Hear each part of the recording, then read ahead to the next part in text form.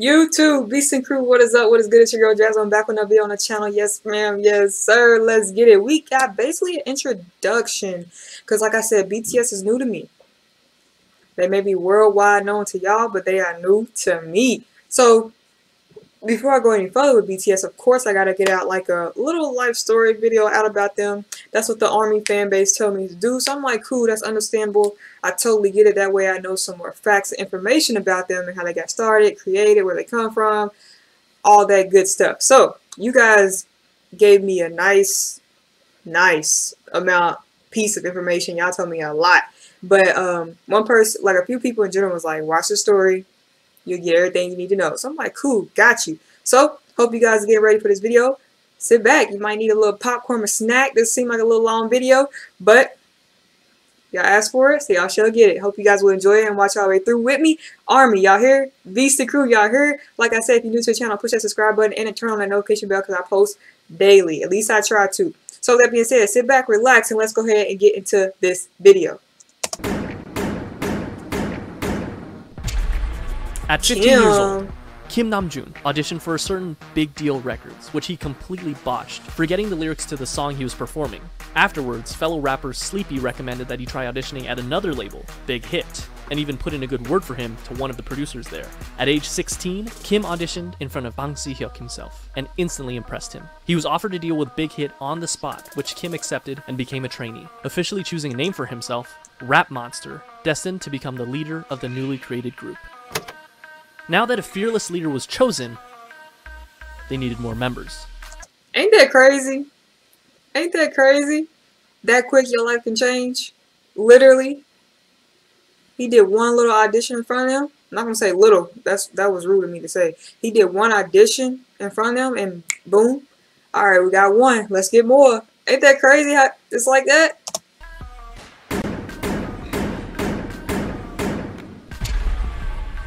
Min Young-gi was a 17-year-old living in Daegu, an avid basketball player and rapper. He had been Okay. interested in music, especially rap, from a very early age. And despite his parents' disapproval, started performing as a rapper while still in high school. He quickly gained attention as a rapper and producer in the underground hip-hop scene. One day he saw a flyer for a rap competition called Hit It and decided to participate. And although he only placed second, the company hosting the competition, you guessed it, Big Hit, decided to sign him on as a producer. Hitman Bang spoke with him afterwards, convincing him to join a newly created hip-hop group. He told him to just focus on rapping and assured him that he wouldn't need to dance. He was lying. And just like that, the new group had a second member, known as Suga, a combination of the first two syllables of shooting guard, his favorite position in basketball. But they wouldn't stop there. Rappers were not. Can he hoop for real? Can he still hoop? Does he still hoop on the side? I want to see him hoop. If y'all know me, I love basketball. Okay, Suga. It actually needed a dancer. Jung Ho-seok always loved dancing. Hey. He was in the starting lineup of the dance crew Neuron in his hometown, Gwangju. He was good at it too, winning several local championships and even winning a championship at the national level in 2008. Okay, when he decided to audition for JYP Entertainment though, after a few rounds of auditions, he was cut. Fortunately, he didn't give up and went to his second option, a smaller, lesser-known company, Big Hit Entertainment. His dance skills and strong understanding of rhythm made him an instant favorite, and he was signed on as J-Hope. Not only that, but they saw potential in him to become a rapper, which at this point he had little experience with. However, J-Hope quickly felt that he wasn't a good fit and decided to leave Big Hit until RM convinced both J-Hope and Big Hit that the group wouldn't be complete without him. He was right. 아니 근데 형 항상 정우석 와야 된다고. 정우석 안 오면 진짜 안 된다고. 멤버 그냥 믿고 간 거야 나도 그냥. 올해 했고 멤버 보고 왔. 멤버 보고 왔어 진짜. 근데 나는 진짜 네가 그 예약. With the addition of J-Hope, the rap line was complete. Now they needed some singers. Now, just like how RM, an amazing rapper with a ton of experience, was chosen as the first official member of the rap line, it would only make sense that a legendary singer and dancer would be the perfect first member of the vocal line. Right? So basically, they got two rappers and a dancer, right? So now they're like, I bet. Now we need some singers. Let's add some more. Sheesh.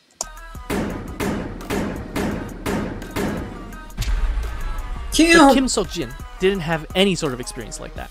Believe it or not, one day when he was walking on the streets of his hometown, Anyang, he was approached by a representative of SM Entertainment with an offer to work for the company. In typical Jin fashion, he never followed up with them because he believed it to be a scam. Apparently, Jin was a very good-looking guy because years later, this time as a college student in Seoul, he was once again approached on the street, this time by an executive at Big Hit Entertainment. Yo, I ain't gonna hold you. Let me ask y'all this. If somebody approach y'all, y'all just mindly walking, you know, minding your business, just walking, get to the store, get home, whatever the case may be, and somebody approach you and say something like that, you gonna believe them? Really think about it. Especially in today's time. It's a lot of scammers out there. I probably would have did that. But then the second time it comes to my attention again, I'm like, yo, what? Something. God trying to tell you something. Blessings just be falling, bro. Falling out of nowhere. He didn't sing, he didn't dance. He was at school to become an actor, and he decided to audition to become an actor. Big Hit, however, had different plans for him, and convinced him to become a vocalist for their new group. To do so, he literally learned to dance and sing starting from zero. That's crazy. Not without help from other vocalists.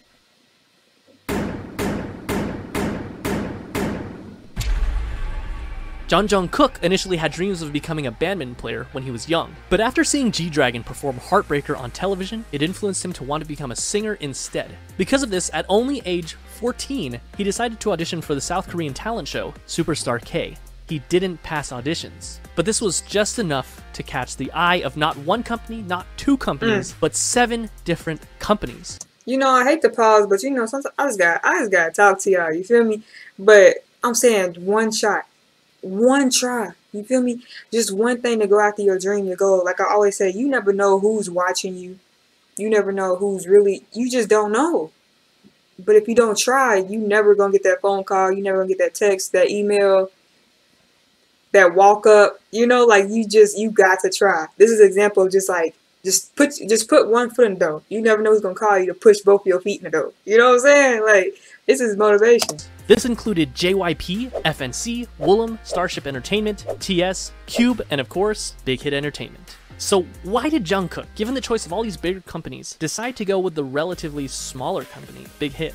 The answer was simple. Because he thought, and I quote, RM was cool, so I wanted to sign with them. That brings the number of members to 5. The next member of BTS was just as surprised to find Big Hit as Big Hit was to find him, and it almost didn't happen.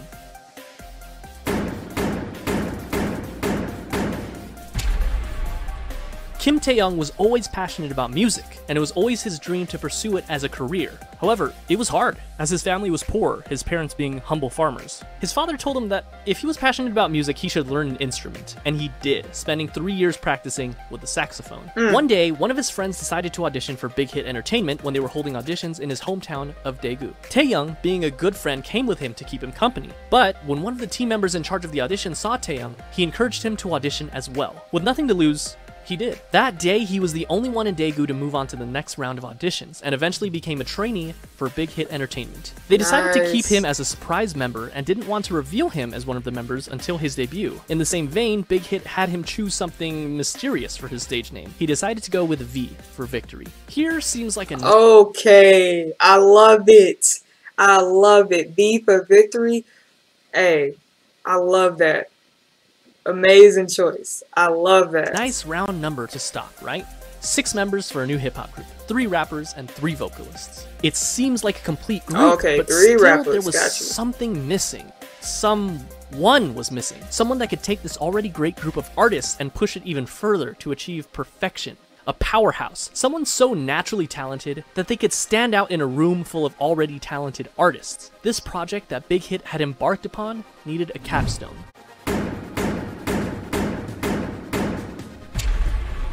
Park Jimin was a naturally talented dancer. When he was in middle school, he attended a dance academy and continued to pursue dance at Busan High School of Arts, where he studied contemporary dance and was the top student in the whole modern dance department. Impressed by his raw talent, a teacher encouraged him to audition for Big Hit Entertainment, who were holding auditions in Busan. He was only 16 when he passed the audition and moved to Seoul to become a trainee. He was the final member of the group, and he also had the shortest training period. What's interesting to note is that the group feels very much ragtag because in a sense, with the exception of Jimin, it was. RM and J-Hope only auditioned for Big Hit because they didn't pass their auditions with the first company they chose. And despite their amazing talent, Suga and Jungkook didn't win the competitions they were in, but they signed on to Big Hit after the fact because of their high quality performances. V never even planned on auditioning and just decided to do it on a whim, and they literally just found Jin on the streets. But perhaps it was fate, because this was the group that they chose. No, that on the street thing, that's man, ain't nobody but God, bro. Like literally dropping blessings for everybody. Like, you gonna get this gig, but I got something else waiting for you that's gonna be way bigger. Cause I'm telling you, when you get denied one time and you really wanted it, it's okay. That's not where you're supposed to be yet. That's not where you're supposed to be. That's why you gotta keep going. I love that V. I love that you said V for victory. I love that. And just like that, in 2012, the newly created 방탄소년단, the Bulletproof Boy Scouts, 2012, wow. BTS, was 7. 저도 아침에 리허설 때 이거 보고 많이 웃었습니다. They had the group, but they still needed the music. In early 2013, they set out to create some social media presence for themselves before officially debuting, posting song covers on both SoundCloud and YouTube, which you can still go watch today. In May, Big Hit launched a countdown clock on their website in preparation for BTS's debut album, complete with a trailer and a ton of promotional material, including photos for the first time of all the members in the official lineup.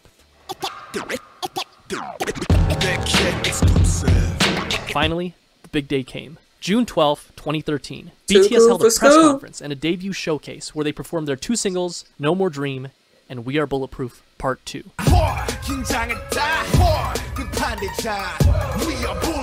The same. Look how different they look, bro. Like, look at the style, the hair. This is in 2013. Wow. Day, the Too Cool for School album, as well as the music video for No More Dream, were released. Look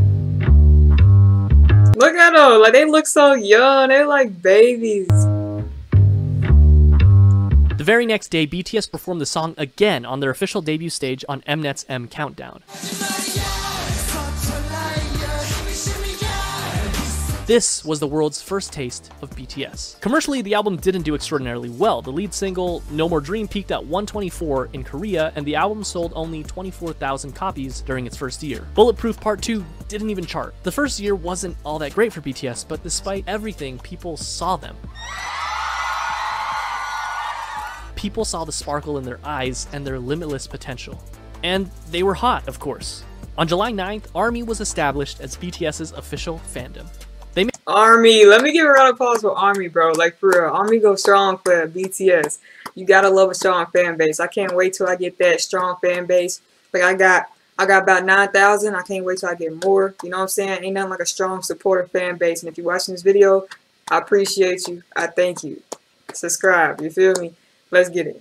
They made their comeback only 2 months later in September when they released their single No, along with their EP, part 2 of what would be their school trilogy, Oh, Are You Late 2. In the music video for the single, they made a commentary on the harsh Korean education system, along with their previous themes of hopes and dreams. No peaked at 92 in Korea, but also quickly fell off the charts. The album debuted at number 4 on the Gaon Weekly chart and was the 55th best-selling album in South Korea that year. This was enough to secure them the coveted New Artist of the Year award at the Melon Music Awards, the Golden Disc Awards, and the Seoul Music Awards. Okay. Part 3 of the School Trilogy was released in February of 2014, the EP School Love Affair. This time, the lead single was Boy in Love, and the other single being Just One Day. The album, as well as both singles, enjoyed moderate success, with the album topping the Gaon album chart, as well as making its first international appearance at number 3 on the Billboard World Albums chart. The album also marked their first distinctive change in theme, focusing more on school life and young love, as evidenced by their Boy in Love music video. They also held their first fan meetings with a crowd of 3,000 in Seoul. BTS was doing well. That is, until July. Yo, before he gets into July, y'all gotta let me know. You know, I'm sitting here thinking, like, as a young group and going through different stages of their life and their life changing so fast. Like, I'm sure they had, like, they moments, because that's a lot of people in a group, and you don't really hear groups lasting, like, especially nowadays. Like, back in the day, heck yeah, that's all you heard was groups. So that's why I was so blown away when I seen there was so many people in this group. It was 7. because you don't see that. And then the fact that they've been out, that was so crazy to me. That was so crazy to me. It's just like, I know they had their moments where it's like, dang, I don't even know if we should be a group anymore, blah, blah. That's a lot of people. I know they butt heads. This is, unfortunately, a dark chapter in the lives of BTS and ARMY. Is this what we get into? Right. American Hustle Life. I'm joking, of course, but American Hustle Life was a reality show put together by Mnet that brought BTS to Los Angeles, where they had the unique opportunity to learn the true ways of hip-hop from the masters. And it was a pretty darn cringy opportunity, but an opportunity nonetheless. Whatever you do, just don't watch the Warren G version of Boy in Love. You've been warned. However, cringe and all, the trip proved fruitful for BTS, making connections, performing their first US concert for free in front of 200 fans, as well as their first appearance at KCON. The next month, in August, BTS released their first full-length studio album, Dark and Wild. The album featured 2 singles, Danger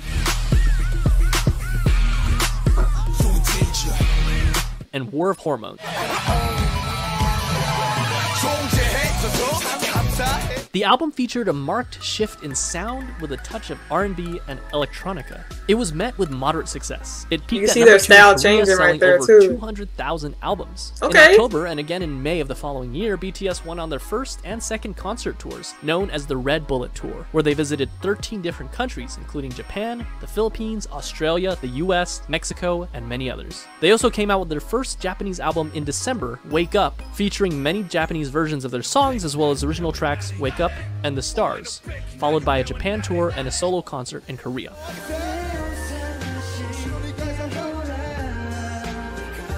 Although Dark and Wild got decent attention, they needed something different. They needed something that would shake things up. They got to work. April 29, 2015 was their comeback. When this album was produced, each member had a hand in writing songs for the album. They again changed their sound from aggressive hip-hop to youthful, colorful styles. And I asked that question in another video. If you watched my Dynamite video, I asked that question too, where if they wrote their own music, or did somebody write their stuff for them? And I noticed how in 2015 he said that now they all got a part into writing their own song, which changed their style. So I wonder if before they was writing their stuff, or they was just, or not. So I don't know. I think it makes it a little bit more personal, a little more engaging when artists write their own stuff, because you can feel the connection because it came from them. It's their story, you know. That's just my opinion. But y'all gotta let me know what song or what made y'all start. Like, what made you a fan of BTS? Like, what song was it, or was it not a song? Was it just a person, a member? Y'all gotta let me know. I would like to know. Not only their sound, but their image as well. Right, this can be evidenced by their newest EP, The Most Beautiful Moment in Life. And just by looking at the album cover, they ditched the dark colors and the bulletproof vest symbol that has become so synonymous. I said that because I was like, yo, this is a whole different BTS group. Because, you know, I'm new. I've never seen this look or style of them. So that's interesting how they changed their whole look. With BTS, and replaced it with a simple white and pink background overlaid with the title. And then they dropped the single that would change everything. Look how much older they look. It was sentimental, it was hopeful, it was new. Just by looking at the music video, we can see that BTS has also ditched their punk bad boy image and replaced it with a more real, vulnerable, down-to-earth, and youthful feel. This proved to be the change that BTS needed for mainstream success. Billboard called it one of the greatest K-pop songs of the decade. It charted at number 5 in Korea, and even led them to their first music show win on SBS MTV's The Show. Yo, one thing I gotta say is, every time he states, like, after their song, one thing he says is like the numbers, like on the charts and stuff. Each time, even though it sounds like, even though they didn't get that high to where it was known like this one was, they still was growing each time they put out a song, if that makes sense. Like, each time they wasn't below their time before, but each time they got higher and higher up the charts. Let you know, like, keep going, you're gonna get there, keep going. And that wasn't all. They released their second single, Dope, on June 24th, which started off with a poignant line from RM. 어서 와. 방탄은 처음이지? Welcome. Is this your first time with BTS? And you know what? For a lot of people, The Bachelorette is back. Stream it live on ABC with YouTube TV.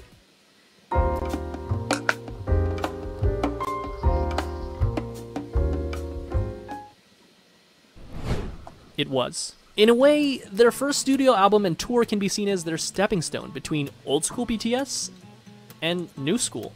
In November, they came back with their follow-up EP, The Most Beautiful Moment in Life, Part 2, the second EP in what would be dubbed the Youth Trilogy, which featured the single Run. The album focused even more on the frivolity, friendship, and carefree attitude that comes with enjoying one's youth, but just like in I Need You, contrasted that with suffering, depression, loneliness, society, and the stark and sometimes dark reality of life. Compare this with the far cry of the No More Dreams music video. It felt real. It was darker, grittier, more humble, more meaningful, and most importantly, RM lost his mohawk. Run also... They said he lost his mohawk.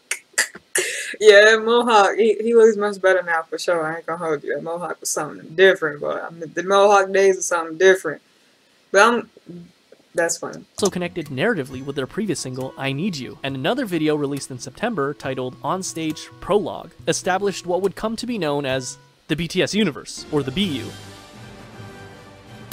which would eventually combine music videos, short films, books, short stories, webtoons, and even a mobile game to create a cohesive story. And I won't go down this rabbit hole because there is a lot to digest, but it's definitely something to look into if you're a hardcore ARMY. The same month, they kicked off their third tour, The Most Beautiful Moment in Life Onstage Tour, where they performed songs. Yo, I ain't gonna hold you. BTS, they on the move. Like, just by this guy telling their story, like, literally, they was non-stop. Or they are, like, still non-stop type thing. Like, you barely hear, like, the time frames that this guy is giving us is like, when do y'all rest? When do y'all go to school? Like, did they graduate? Did they do school on the road? Like, it's like, when y'all breathe? Like, they are non-stop. Like, hard workers. From their two recent EPs, Part 1 and Part 2. And Part 2 okay. was a hit. Their biggest so far. It topped the weekly Gaon album and Billboard World Albums charts, and on Billboard, it stayed there for multiple weeks, the first K-pop act to do so. It also appeared on the Billboard 200 albums chart, not world albums, which is reserved for foreign non-English songs, but simply the top 200 albums, peaking at 171. Which is kind of amazing considering that this was back in 2015. They also received Best World Performer at the 17th Mnet Asian Music Awards. This brings us to Part 3 of the Youth Trilogy, The Most Beautiful Moment in Life, Young Forever, released on May 2nd, 2016, which featured probably my favorite BTS album cover. Young Forever was actually a compilation album of parts 1 and 2, so it was mostly the same songs, but it was notable that it had some new singles, Epilogue, Young Forever, Fire, and Save Me. The latter two performed exceptionally well, with both songs topping the Billboard World Digital Songs chart. This was also the second BTS album to chart on the Billboard 200 at 107, and it topped both the Gaon weekly and monthly chart, which earned BTS their first Daesang.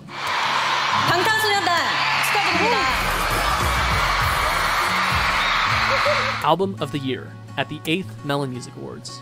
Is he the leader? Because it seemed like he's always the one speaking for them, you know, first one to the mic. Is he like the leader of the group type of thing? They went on to do the second half of their tour, The Most Beautiful Moment in Life on Stage Epilogue, selling out many of their concerts and even selling out KCON in the US where they headlined the event. In September, they dropped their second Japanese album, Youth, featuring Japanese versions of tracks from their previous 3 EPs, which went gold and peaked at #1 on Japanese charts. And only a month later, in October of 2016, it happened. BTS dropped their second studio album, Wings. It sold over 500,000 copies in its first week. In comparison, The Most Beautiful Moment in Life Part 1, released just the previous year, which topped the Gaon chart, sold about 500,000 in its entire lifetime. Wings was big, but the true showstopper was its lead single, Blood, Sweat, and Tears, which got them their first all-kill, topping 8 music charts in South Korea. Its music video gained 6 million views in the first 24 hours, which broke the YouTube record for the highest number of views of a K-pop group music video within 24 hours. First of all, I gotta give them a round of applause for that, because that's amazing. That's amazing. That's amazing. Their hard work right now is like, it's not mind-blowing to me, but it's mind-blowing because you gotta think about their ages. You gotta think about, you know, just, it's a lot. Like, it's a lot that people don't even see. So I'm kind of glad I'm watching this video because it just makes me have even more respect for them. This is crazy. This is a lot. Like I said, let me know when you found BTS. Let me know down below. What's your favorite BTS song? What's your favorite BTS moment? Who's your favorite BTS member? Talk to me down below, Army. Talk to me. If you're still here, talk to me. The album hit number 26 on the Billboard 200, the highest ever charting K-pop album on Billboard. They ended up selling 1.5 million copies in South Korea in 2016 alone, and it netted them the Artist of the Year award at the Mnet Asian Music Awards that same year, the first non-Big Three artist ever to receive that award. 수상자는 방탄소년단. Also, question, sorry y'all. I hope they getting their money's worth. They getting their money's worth because you know how groups baby getting played, you know? So hopefully they getting their money's worth. For real. After Blood, Sweat, and Tears, they were on a roll. BTS was unstoppable. In February of 2017, they released the instant hit Spring Day, which, quoting a Korean reviewer, embodied nostalgia and sorrow and opened a new chapter in BTS's aesthetics and lyricism, and attracted fans across generational boundaries. Which, by the way, is still on Korean charts after nearly 4 years, and the same day I'm writing this, it ranked number 53 on Melon. It won Song of the Year at the 9th Melon Music Awards. After the release of Spring Day, they went on yet another tour, the 2017 BTS Live Trilogy, Episode 3, The Wings Tour. The tickets sold out within minutes, including in the United States, the first K-pop artist to do so, and went on to win Best Social Artist at the Billboard Music Awards. The first for a Korean artist, but they would go on to win this award 4 years in a row. The next year was a period of massive growth for both the group's popularity as well as their style. They released the Love Yourself series, starting with Love Yourself Her in September of 2017, Love Yourself Tear in May of 2018, and Love Yourself Answer in August of 2018. 3 albums that gave us some of the most classic BTS songs. All these albums, bro. We're getting closer to 21. Still didn't know about them. I feel so bad, man. I feel so bad, but it's okay. You meet people at the right time. Like, you get introduced to artists at the right time when it's supposed to happen. So I'm not gonna feel too bad, but dang, I can't believe I missed all of this, like, and still had no idea who they were. Like, that's crazy. Songs that we know and love today, such as Mic Drop,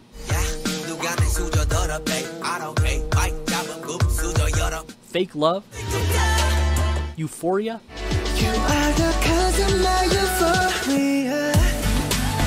Idol,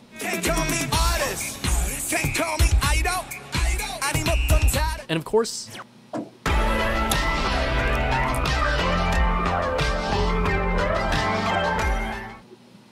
cover a lot for as little as 33 cents a day.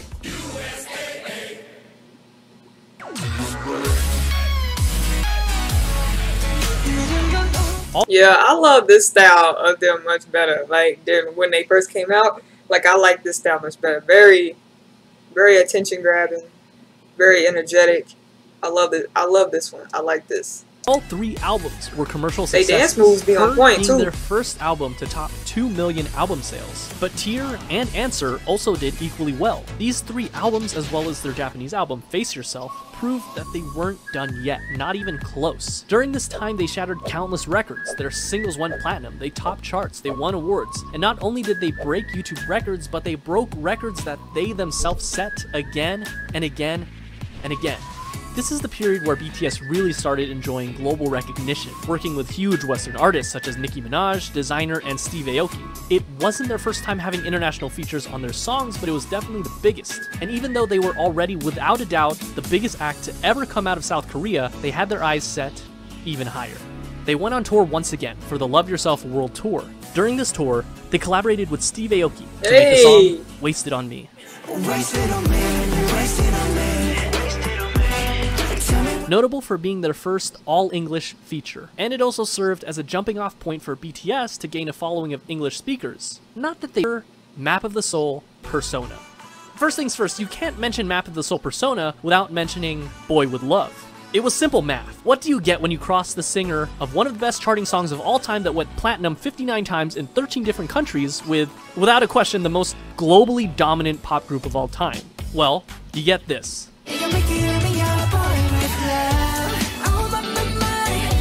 Nothing less than an instant hit. Number 8 on Billboard Hot 100, platinum in the US, 21 music show wins, number 1 on iTunes in 67 different countries, the most liked and the most viewed YouTube video in the... This is amazing, bro. Like, this, like, I don't think y'all understand how hard it is to first of all even to get known, especially all over the world. Like, it's different when you're known in your state, maybe even in a few cities, maybe just in the US. But when you're known globally, like literally everywhere, that's a different type of pressure. And you a group, that's a different type of pressure. Like, they literally kept, like, I'm just so amazed at their story right now. Like, literally, hard work pays off. Consistency pays off. They never stopped. Literally every year they was dropping something, doing something. Either it was a tour, dropping an album and a tour, dropping 2 albums type thing. Like, they, every year they literally was doing something. It's like, no, this ain't good enough. Yeah, we want this to work. Okay, this ain't good enough. Let's go. Let's go. Let's keep going. This ain't good enough. Like, that's crazy. First 24 hours, the fastest video to reach 100 million views, a current view count of over 1 billion views, 7 boys, 1 girl, and 7 different hair colors. They were the talk of the town, invited to talk show after talk show after talk show. The second single on the album was Make It Right. Oh, I can make it right. Written by Ed Sheeran himself, including featuring Lau. The album debuted at #1 on Gaon and sold 3.2 million copies its first month, and that's only in Korea. That's beautiful. The best-selling album in South that's Korea. Amazing. It swept every major Korean music show, winning Album of the Year in each one of them. They followed up this legendary EP with the Love Yourself, Speak Yourself World Tour, where they sold out both the Rose Bowl and the Wembley Stadium in only an hour. The only in an hour, bro. In an hour. And I gotta say, even if I ain't heard nothing much about them, like, you don't hear like nothing negative. It's all pop. Like, they seem like they get along very well, brothers to the end type of thing. And for them to last this long as a group, like, I'm still not over there. For them to last this long as a group, that's amazing. Like I said, groups don't last these days. Definition of we all we got. We doing this together. Wow, literally speechless. Non-English-speaking act to do so. They even performed as a solo act in Saudi Arabia, the first foreign act to do that. The last stop of their tour was at South Korea's largest venue, the Seoul Olympic Stadium. They ended up grossing $200 million. During this time, they also created a visual novel-style game for mobile devices called BTS World, where the player can interact with the members. This also came with an original soundtrack with tracks unique to the game featuring Western artists. Zara Larsson, Charlie XCX, and Juice WRLD for the tracks A Brand New Day, Dream Glow, and All Night respectively. In December of 2019, the group swept the grand prizes for both the Melon and Mnet Music Award shows, the first artist to do that. Map of the Soul persona was legendary, truly a marvel in modern music. So, how could BTS follow up the best-selling album in South Korean history, you may ask? Plant-based surfactants like the ones in 7th generation detergent trap stains at the molecular level and flush them away. It's science. Easy. Make an even better selling album. And that's what they did with Map of the Soul 7. The album was released on February 21st of 2020, featuring the singles Black Swan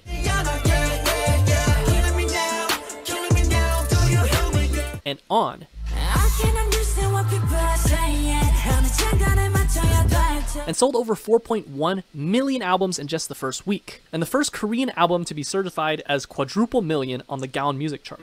It debuted at #1 on music charts all over the world, including the US, Korea, the UK, Japan, and much of Europe. That's crazy. So I wonder if Big Hit Entertainment got any more groups. I bet they got so many phone calls after BTS, like after every time BTS puts something out, like just like,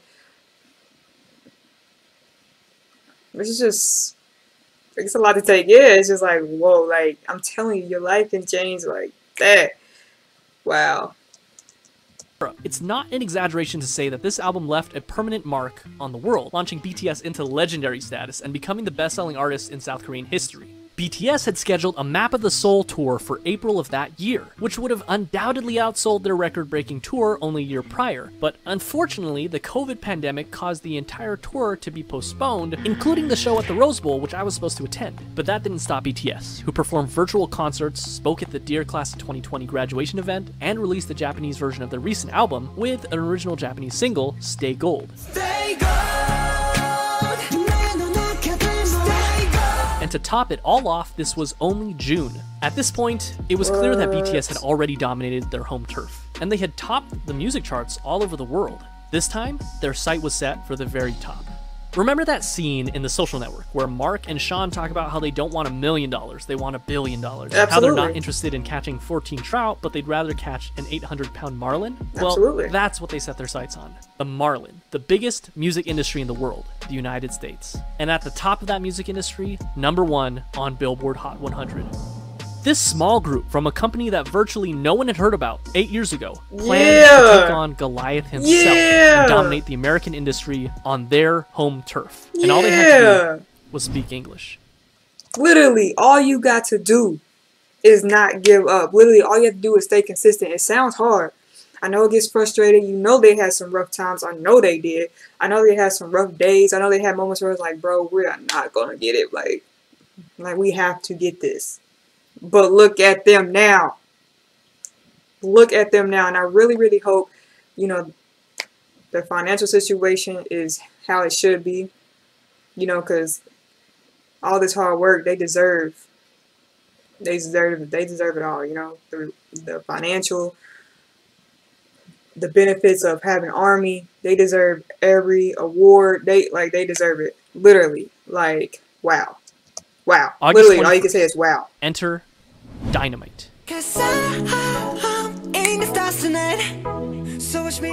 Their first and only English single so far, simultaneously performed better than anyone had expected, but at the same time is exactly what we as an audience had come to expect from the legendary boy band themselves. And they did it. They reached #1 on the US Billboard Hot 100, the Global 200, and the Global excluding US chart. That's and they made crazy. Sure that if you hadn't Anything's heard before, possible, you bro. definitely have now.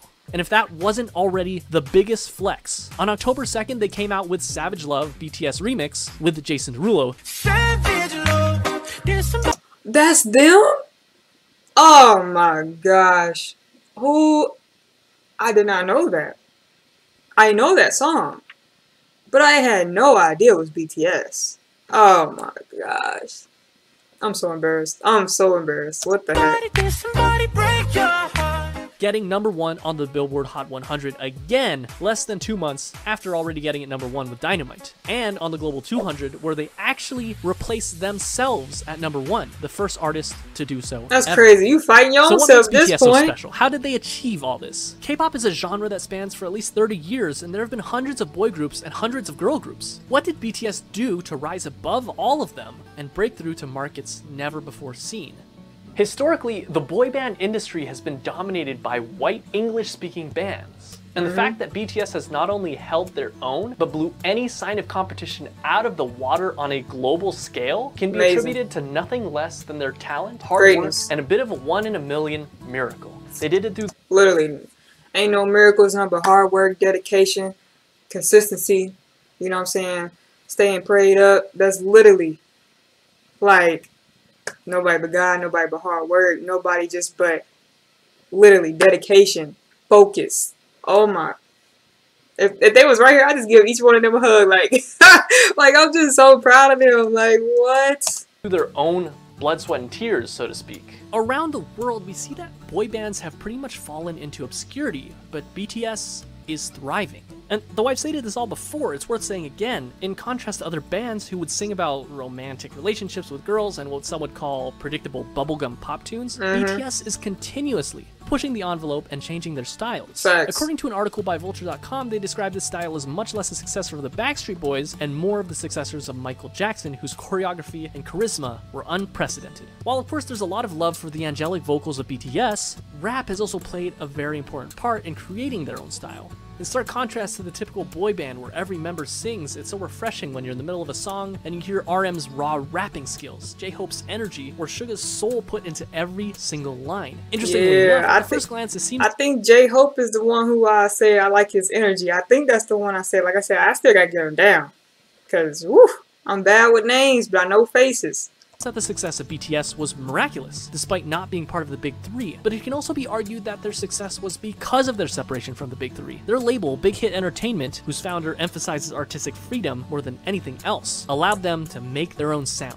And going back to BTS universe, it's not often that a K-pop group does something special with each of their songs and albums, utilizing strong storytelling that can go beyond simply the song itself, but rather interconnected with other songs and even other albums to create one large overarching story. And not only do they all have their own expertise in performance, but also each of them have had the experience of writing and producing their own music, and they're not afraid to let their style evolve over time. BTS during their debut is such a far cry from Wings era BTS and current day BTS. They also chose to tackle more adult issues instead of simply love and girls. While they definitely didn't have a shortage of those, they also cover other very important issues such as mental health, regret, following your dreams, hard work, self-love, and many, many, many others. Add that to the fact that as fans, we can feel the authenticity of the members themselves. They seem approachable. BTS seems like there's a place for every type of fan. And in this fast-paced world where things change at unthinkable speeds, BTS has stayed grounded and faithful to who they were and who they are. Those kids we saw on American Hustle Life, along with their dreams and passions, are the same men who stand before us today. And while some artists like to keep their personal lives private, BTS gives us a look at their personal lives through their vlogs, which allow us to become more connected to them than ever before. What is truly amazing is that, with the exception of just one single, they're doing this all while singing in their native tongue, Korean. Their music holds so much power that it literally breaks through the barriers of language. And no, they're not done yet. Today, November 20th, they're releasing their 5th studio album, B. Their singles on the album, Dynamite and Life Goes On. Yo, and then I heard they got another new song coming out, supposed to be Friday or next, well, I don't know when this video is going to come out, but hopefully I get it edited and out to y'all ASAP. But man, thank you, Army. I hope you guys watched this video all the way through because this was amazing. Thank you for putting this video on my face, allowing me to do this video. So I really appreciate you guys. I really hope you guys enjoyed this video with me and stayed until the end. If you were a real one, your comment, your answers, talk to me down below. I'll be in the comment section. If you're scared to comment, you can hit me up on Instagram at BSimWithJ. BTS, you got my all.